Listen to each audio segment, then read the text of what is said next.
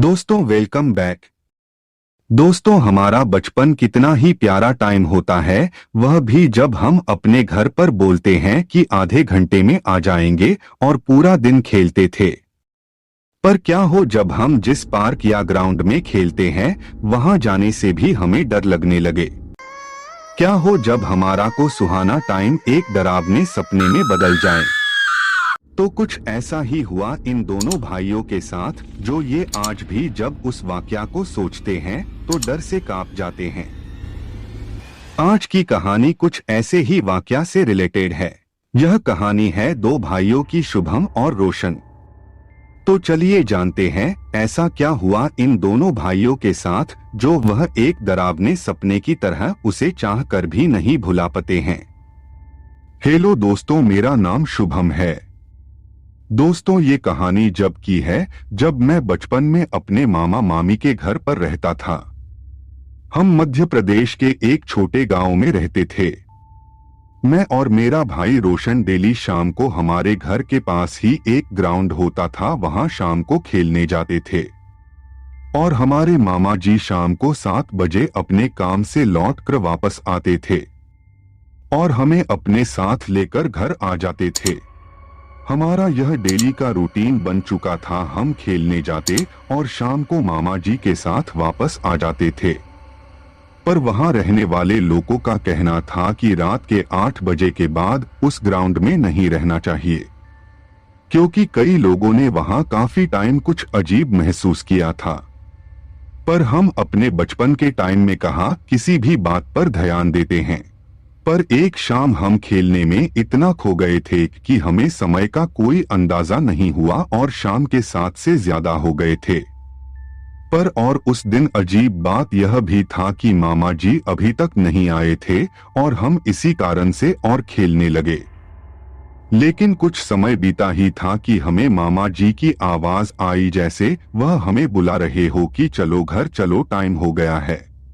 और हम उस आवाज की तरफ जाने लगे, लेकिन जब हमने देखा कि वह आवाज जिस दिशा से आ रही थी वह पार्क के बिल्कुल दूसरे किनारे पर था, जहां लोग ज्यादा आते नहीं थे और न ही कभी मामा जी उस तरफ से आते थे।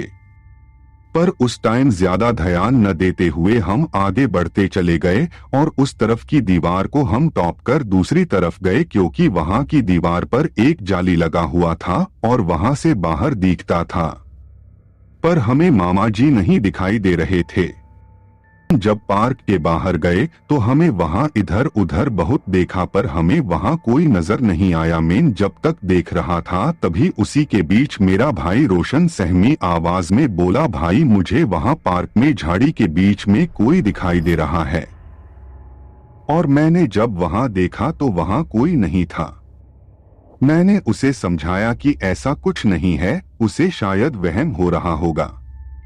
और इतना सब हुआ ही था कि रोशन को काफी जोर से ठंडी लगने लगी, मानो जैसे कड़ाके की ठंड पड़ रही हो। पर वह मौसम तो गर्मी का था। पर हमने जब पाया कि हमारे मामा जी वहां नहीं है तो हम अकेले की घर की ओर चल दिए। और जब घर पहुंचे तो हमने मामी से पूछा कि मामा जी आज आए क्यों नहीं हमें लेने, तो मामी ने बताया कि उन्हें आने में आज लेट होगा, इसीलिए आज वह नहीं आ पाए। और इसके बाद हम सबने खाना खाया और हम अपने अपने कमरे में सोने को चले गए। रात के करीबन 12 बज रहे थे। मेरी नींद एक डरावनी आवाज के कारण खुल गई। वह आवाज कुछ ऐसी थी कि कोई दर्द में रो रहा हो, और यह आवाज मेरे भाई रोशन के कमरे से आ रही थी।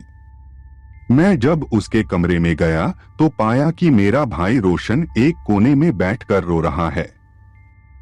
और मैंने उसे आवाज दिया तो उसने कोई रिस्पॉन्स नहीं दिया और मैंने उसे 2-3 बार आवाज दिया, रोशन, भाई रोशन, क्या हुआ, क्यों रो रहा है? पर उसने कोई जवाब नहीं दिया और यह सब देखकर मैं थोड़ा सा घबरा गया।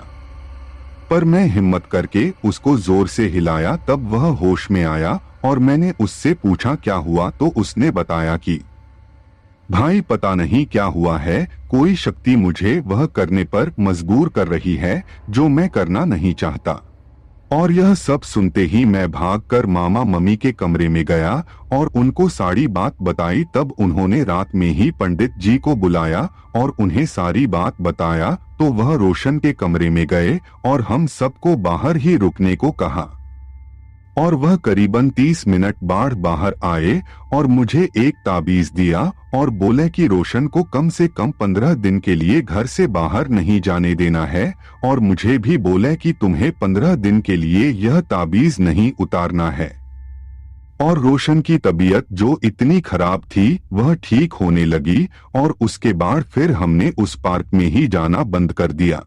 और आज उस बात को 15 साल हो गए हैं, पर जब भी मैं उस बात को याद करता हूँ सहम जाता हूँ। अभी हाल ही की बात है, मेरे भाई रोशन ने मुझे एक वीडियो भेजा और बोले कि भाई जो इस वीडियो में दिख रहा है मैंने यही उस दिन उस झाड़ी में देखा था। और मैंने जब उस वीडियो को देखा मेरे रोंगटे खड़े हो गए। मैं भगवान से दुआ करता हूँ कि कुछ भी हो जाए बस ऐसा कुछ किसी के साथ दोबारा न हो।